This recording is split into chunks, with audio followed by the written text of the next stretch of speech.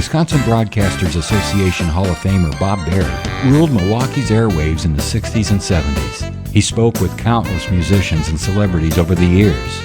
Bob collected remarkable recordings of these encounters, which he's now sharing with the public. Here's Bob.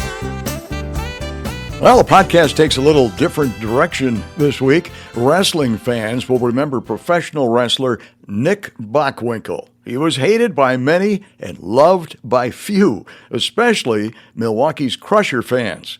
Nick was inducted into the WWE Hall of Fame in 2007. He was a natural athlete with a cocky attitude. Nick fought in matches for 34 consecutive years. In this podcast, he'll answer the critics regarding wrestling being fake, and he takes on the Crusher with a few choice words. Good morning, Bob. How are you this morning? Well, I'm not sure. Like I told you earlier, I don't get out of bed very often this early. I was going to ask you, what time do you usually get up? Noon. Okay. Let me tell you a little bit about Nick. California State Pacific Coast title, Western U.S. Tag Team title, U.S. Heavyweight Champion 3 times, Hawaiian Ring Gold Belt Champion, Hawaiian Tag Team Champions. Where are you from, Nick? Los Angeles. Now, your father was a wrestler, right? He taught you everything you know or something like that? Well, I imagine he taught me and contributed a lot to it, but I'm not sure he taught me everything I knew. Okay. When did you start wrestling? At what age? Oh, this probably goes back to when I was very, very young, and then I wrestled in high school, college, and right on up the ladder. You played some football, too, right? A couple of years at the University of Oklahoma, but I had some bad leg injuries, and then I went into wrestling. It's easier to watch one man in the ring than 10 of your teammates inadvertently knocking you down and 11 trying. Somebody said that you're very obnoxious. Is that true? Well, like Will Rogers once said, we only pick on the big people. Not me. I enjoy picking on small ones, too. How come you don't have that growly voice like most of the wrestlers have? Right? Everybody is, whether it comes from the fact that we are in the grunt and groan business or whatever it is irrelevant to me. I'm not my brother's keeper. Okay, I have a letter here I want to read to you in a couple of minutes and see what kind of an answer you'll have for it. We'll be taking some phone calls in a few minutes at 638-1234. I see all the lines are lit up already. Nick Bockwinkel in just a minute. Birds of a feather naturally flock together. Nick, is that true that you were an actor at one time on the Monkeys program? I have many friends in Hollywood when I went to school with them out there, and at times they've called me in and asked me if I wanted to do small parts. And it's never been my vocation. It's just something I did as a sideline, and I've been on a number of shows, including the Monkeys, yes. Now, the reason you're in town is for a bout tonight, and you're going to wrestle a man called the Crusher. Would you like to say a few words about the Crusher? Yes, I spoke out at the university yesterday. I would have loved to have taken him to the Polish anthropology department and let them, study him for a while. But I have to be very honest, he's a glorified dummy. He happens to have a growling voice, and if the only thing I'm really worried about in respect to tonight's match is that the SPCA may serve a injunction to prevent the match because they don't like people, being on cruel, dumb animals. By the way, we couldn't get him to come on the air. He refuses to talk on the radio. No, it's not that he refuses. I don't think he knows how. Okay, we'll get back to wrestler Nick Bockwinkel in a couple of minutes.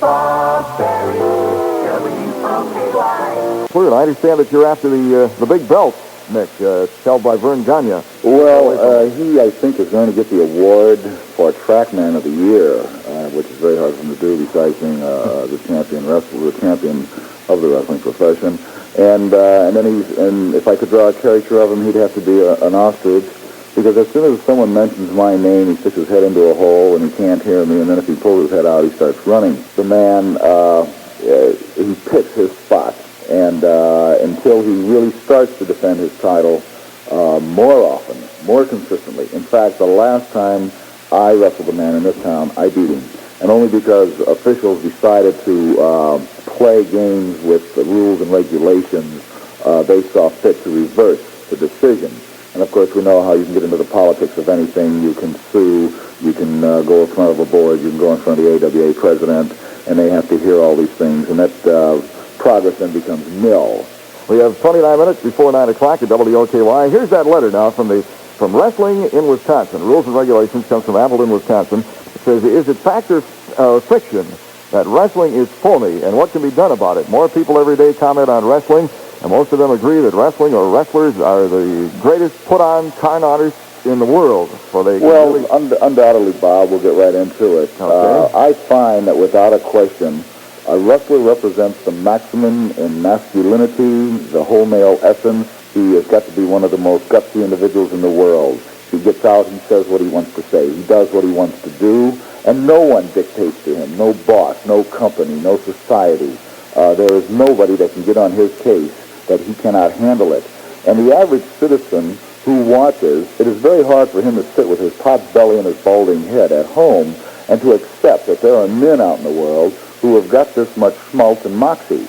And rather than accept these men as doers and accomplishers and being what they could never attain in 1,000 years, they automatically sit down and rather than want to accept what they see, they'll say, no, this can't be true, this man's not for real.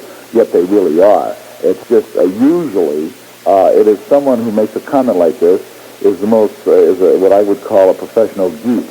He has no knowledge, he has no insight, yet he does make this comment, and because there's no single group of people in the world who have more profound, strong personality, and who in essence are the ultimate in what manhood is really supposed to be. So you say there's no fix in wrestling, right? No, there's no. Let's put it this way. Let's get right to the crux of the matter. The championship is worth anywhere from $150,000 a year to $250,000. Now, there is no reason in the world that I can get anybody to tell me why I should allow myself to be instructed to lose a match when I make $50,000 plus a year on the bottom end of the stick, and this is what I'm going for, and I spent all my life in it, and I have got the broken bones, the ligaments, the sore shoulders, the calcium deposits, the tips, and the knees, and the hands, and the wrists to show it. You tell me why. You're not sitting behind that desk right now and trying to be Bob Berry #1 in the city of Milwaukee just to spin your wheels. And when you have to put your body on the line, there's no reason in the world why you can do anything except for what you want to do, and let's get right to the top. All right, let's take another phone call here for Nick Bockwinkel. You're on the air with Nick. Oh, okay. I wanted to know how come he calls Crusher the dummy when Crusher drinks beer and not wine? Can we just go on to another call? You answered your own question. He's a wino. Well, because he is. Because the Crusher a wino, and he's a beer drinker. I'll give him a real nice title. He's a saloon goon. Okay, you're on the air with Nick Bockwinkel. Okay, I would like to ask you this, Nick. What satisfaction, actually, could they get out of winning the wrestling bout? Darling? By winning it, by actually fighting dirty, by not winning it, really. Okay. Different strokes for different folks, dear. Every man does his own thing in his own style. We are in a world of dog-eat-dog. We have wars that are taking place that shouldn't. We have all sorts of things. When a man steps in the ring, he knows what he is going in there for. We're not talking about college sports. We're talking about professional sports.